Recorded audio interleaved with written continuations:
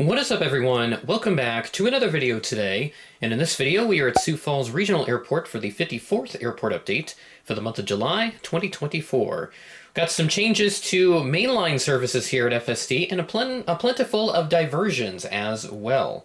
So without further ado, we're going to go ahead and get started. Starting off here at gate number 1, we have a delayed Delta A320. This aircraft arrived in from Atlanta as flight 2615. This arrived in at 1:19 a.m., delayed from a 12:01 a.m. scheduled arrival on the last Sunday or so. So Delta's been having tons of issues, as most of you know, with regards to a lot of flights being delayed and canceled. I think they had to board a 767 in Boston on the runway for reasons related to the various IT issues that they're having, and they were one of the many airlines initially affected by that CrowdStrike crash that occurred when they had that software update go out, and then, Microsoft systems went down, and then everything went down. Airlines, hospitals, etc. So there were a lot of industries impacted by this crash, and I've heard it be called like the worst IT outage in history, which is a very strong claim for sure, but I would kind of agree with that, to be honest, given the severity of the impacts and its lasting ripple effects that have affected many industries still, including the aviation one. But it seems like most airlines have recovered now, and it's just Delta that's having their own set of issues. So this isn't an industry-related issue. I think this is something that goes a little more specific towards Delta Airlines in this case. But taking a look here, I did write down some stats as to the status of our Delta mainline flights, because those have been affected the most. It's just the regional carrier flights from Minneapolis, those have done just fine. The mainline has been having some real trouble as of late.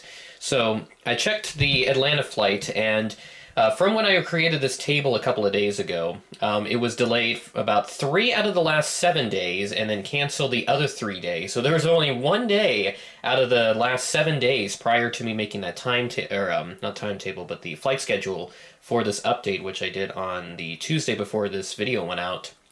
That meant that the flight was either delayed or canceled all but 1 of the last 7 days from that point.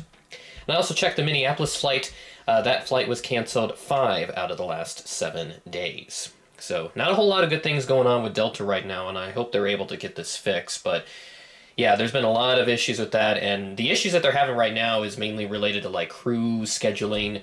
I think some crews are getting stuck at other airports and they can't get flights to where they need to be, so that's resulting in flights having to be canceled, and then that just sort of creates knock-on effects across the schedule, so creates quite a bit of disruption for sure. But as I've said, I hope Delta is able to fix those woes, since they are a pretty large airline and you can't be having that for very long.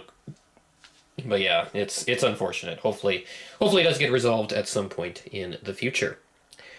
But for now, we're going to move on to some more positive information here, as we have this Allegiant A320 parked here at gate number 3. This aircraft arrived in from Nashville as flight 337. How about that for a reference?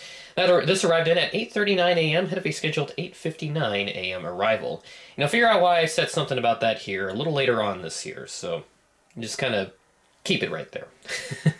But yeah, Allegiant doing really good here. Love to see their operations, and really excited to see if they will add anything new, because it's been a while since they have added a new route out of Sioux Falls. I think Destin, Fort Walton Beach would be a really good candidate, or perhaps they could make LAX a more year-round thing, or San Diego, whatever else works for them. I'd like to see Newark too out of them, if no one else wants to do New York for the legacy carriers.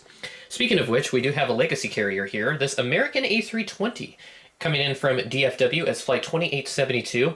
This flight was significantly delayed, arriving in at 7:38 p.m., delayed from a 12:57 p.m. scheduled arrival. And I actually caught this plane landing, so I'll pop up that clip of the plane landing when I captured it.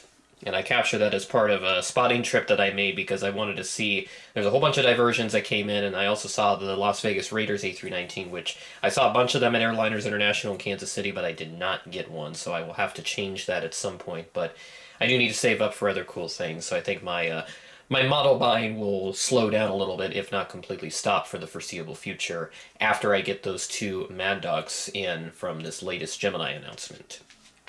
And then continuing on, we've got a very large Delta aircraft. This is not a diversion. I believe this is the first time that Delta has sent the Boeing 757 to Sioux Falls on a regularly scheduled service. This is also the flight 2615, and this flight occurred before the whole, IT issues and all that, like well before. This arrived in at, this is actually quite delayed here. This arrived in at 10:16 a.m. on Monday, delayed from 11:59 p.m.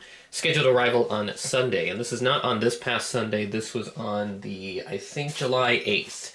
Monday, July 8th. And I do remember that day because I was coming back from a family trip, and I saw on the flight board that there was a Delta 757. And I'm like, why? What is that doing here? Is the Delta flights doing that well or something?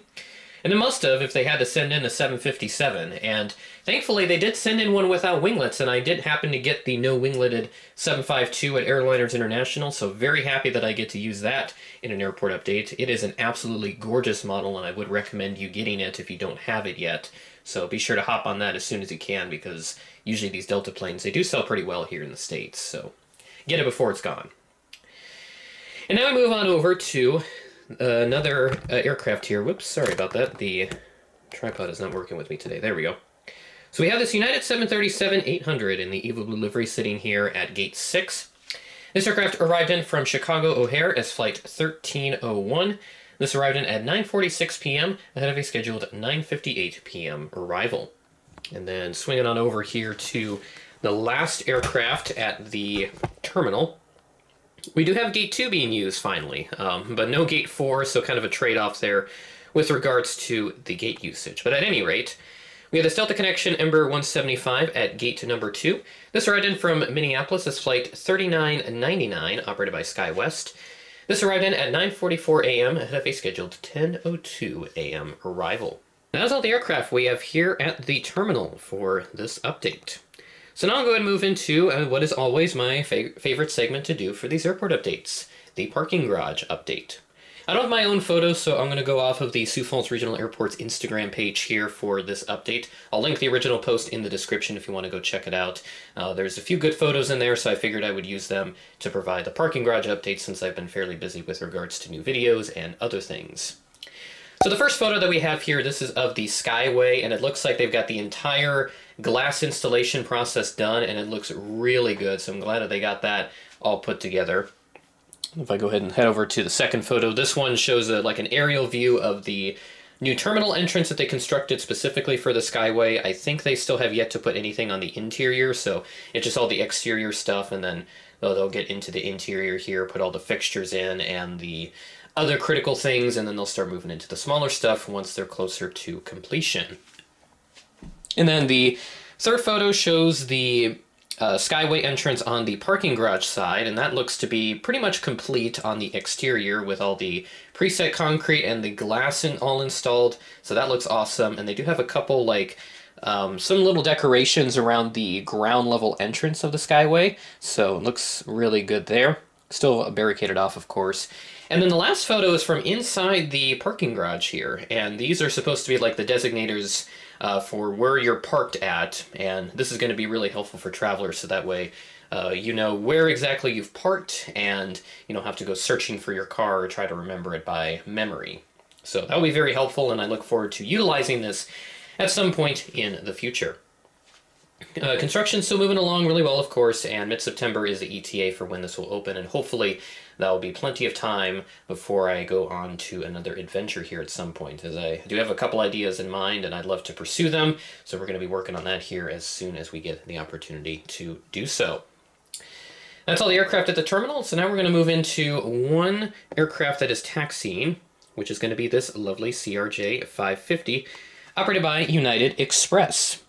This aircraft setting out to Chicago O'Hare as Flight 4402, operated by GoJet. This departed at 11:39 a.m., delayed from an 11:25 a.m. scheduled arrival. And here's all the diversions that we have at the Sioux Falls Regional Airport, a total of 4 aircraft. Oh wait, there's only 2. Hold on, let me fix that. That's much better. There we go. Love to see that. So there's all the diversions from Minneapolis that occurred earlier this week. This occurred on Monday, so this would be July 22nd, it would have been. So we had the CRJ 900, that one came in from Rapid City as Flight 5453, operated by Endeavor Air. And then the 3 737-900s. We did have an international flight from Cancun, Mexico as Flight 1878. And then the other two were domestic flights, so that's Flight 2238 and also Flight 2936. That came in from Salt Lake City. So plenty of diversions going on here and a lot of weather that took place up at MSP. So very interesting that we did get 3 737-900s in this case. I thought we would have gotten some more variety, but we must have hit part of the bank where they do send a lot of identical aircraft, from various destinations around North America. So that was kind of cool to get a bunch of those 737s coming in all for a landing.